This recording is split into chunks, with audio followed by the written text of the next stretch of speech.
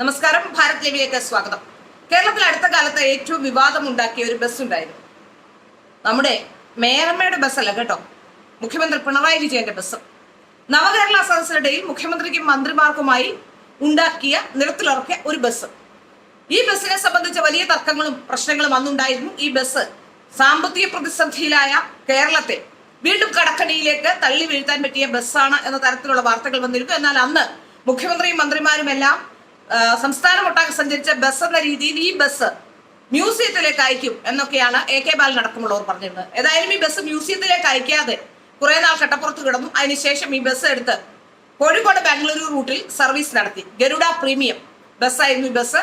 അവിടേക്ക് സർവീസ് നടത്താനായി ഈ ബസ് കഴിഞ്ഞ 5-ാം തീയതി മുതൽ സർവീസ് നടത്തി വരികയാണ്.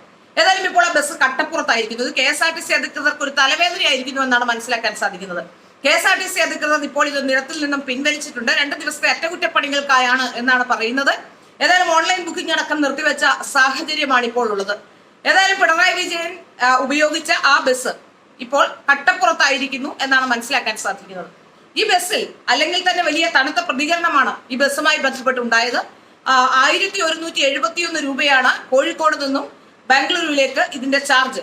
ഇത് മാത്രമല്ല, എൻഡ് ടു എൻഡ് ആണ് ചാർജായി ഇവർ ഈടാക്കുന്നത്. അതായത് കോഴിക്കോട് നിന്നും എവിടെ നിന്ന് കയറിയാലും കോഴിക്കോട് നിന്നും ബാംഗ്ലൂർ വരെയുള്ള ചാർജ് ഈ ബസ്സിൽ നൽകേണ്ടി വരും.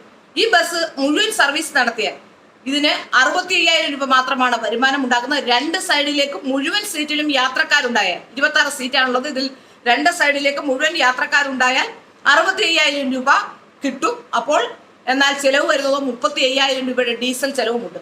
അതുകൂടാതെ ഡ്രൈവർ, കണ്ടക്ടർ അങ്ങനെയുള്ള ചിലവുകളും വേറെ. അപ്പോൾ എന്ത് ലാഭമാണ് ഈ ബസ് കൊണ്ടുണ്ടായതെന്ന ചോദ്യവും പ്രസക്തമാകും. ഏതായാലും ബസ് ഇപ്പോൾ കട്ടപ്പുറത്താണ്.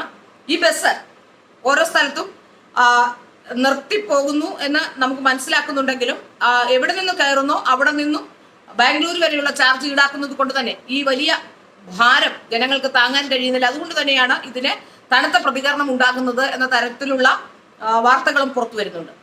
ഏതായാലും ഒരു കാര്യം വ്യക്തമാവുകയാണ്, ഈ പിണറായി വിജയന്റെ ബസ് കൊണ്ട് ഒരു പ്രയോജനവുമില്ല. പറക്കും തളിക എന്ന് പറയുന്ന ഒരു സിനിമ നമ്മൾ കണ്ടിട്ടുണ്ട്, പറക്കും തളിക. അതിലൊരു ബസ് ഉണ്ടായിരുന്നു. ആ ബസ് പോലെയാണ് ഇപ്പോൾ പിണറായി വിജയന്റെ നവകേരള സദസ്സിലെ ബസ്സും എന്ന് ജനങ്ങൾ പറഞ്ഞു തുടങ്ങിയിട്ടുണ്ട്.